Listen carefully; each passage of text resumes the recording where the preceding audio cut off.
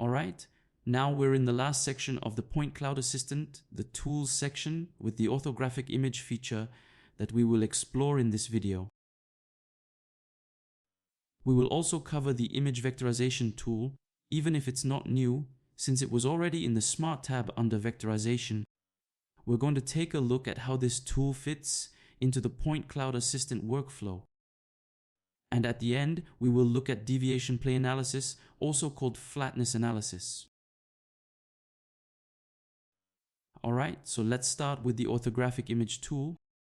But first, I would like to make a few adjustments to my slice thickness to remove the flaws. Perfect, so now only the walls are visible in my slice. Alright, so let's switch to top view, and now we are ready to launch the orthographic image. So by clicking on it, this window appears, and here I'll leave the settings as they are, and I'll briefly explain them. I'll keep the current view for the projection since I've already set the top view, so there's no need to adjust anything here. For the image range, I'll choose the entire slice by drawing a simple rectangle like this. Here's the ortho image resolution. So the image width and image height in pixels, and here's where I set the export location. So let's select our path and create a new folder for this export called Export Ortho.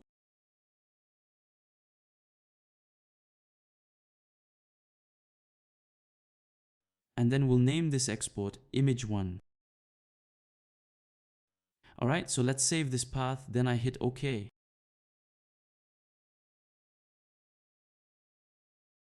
It created the orthographic image. Now I'll go here to move it a little bit. And you can see I now have my plan traced in an orthographic image. Now that we have that, what can we try to do? We can go back to the Point Cloud Assistant, and we're going to try using our orthographic image here as a source for the vectorization tool. But here it says the orthographic image resolution is too high because it exceeds 2048 by 2048 pixels. Why is it saying that? That's because there's a vectorization tool, a plugin that lets you go beyond this limit. So if you exceed it, you need to buy the plugin. In our case here, we're just going to cancel and we'll make another orthographic image. This time here, we'll limit our resolution so it doesn't go beyond 2048 pixels. And then proportionally, the other values update automatically. So let's export it again, and this time I'll name it Image2. So let's save it and hit OK. Now I've got my orthographic image at a lower resolution. Let's just move it slightly to the right. Alright, let's place it right here. And now the vectorization tool should be able to work with this ortho image. Alright, apparently it's already done, so if I delete the image, I should be able to see the result. So of course, the result isn't perfect with a lower resolution, but you can try to improve the output by going to the Smart tab, then the Vectorization Configure, where you can tweak different parameters to get better results. So here, the Vectorization Configuration settings are always accessible in the Smart tab, and you'll need to experiment a bit with the parameters depending on the point cloud to find the sweet spot. Alright, so that wraps up the demonstration of this workflow combining orthographic images and vectorization. Now, to talk about the last tool, let's hit Ctrl+Z a few times to go back to our initial point cloud slice. And if you remember, in a previous video, we drew a plane in this point cloud slice.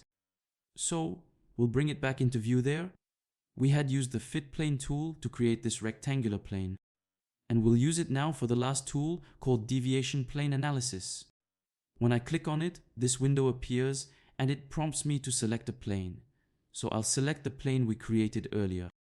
And now I'll run the analysis deviation over analysis range of 10 centimeters.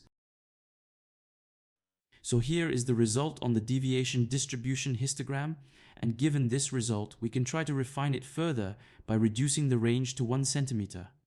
And here it looks better. Now I can increase the number of colors for the deviation display, so let's set it to 10. And here I can choose where to export the result. So let's create a new folder called Export Deviation.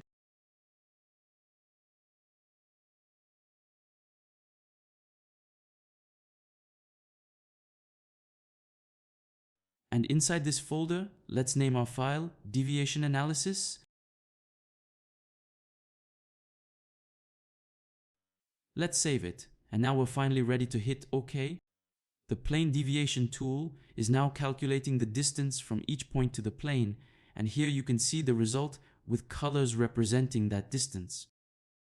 So in summary, it's a very useful tool for checking the flatness of a surface captured in point clouds, or for monitoring structural deformation that is invisible to the naked eye. And that's it. Thank you very much for staying with me until the end, and I wish you lots of success with your future projects using ZWSoft products.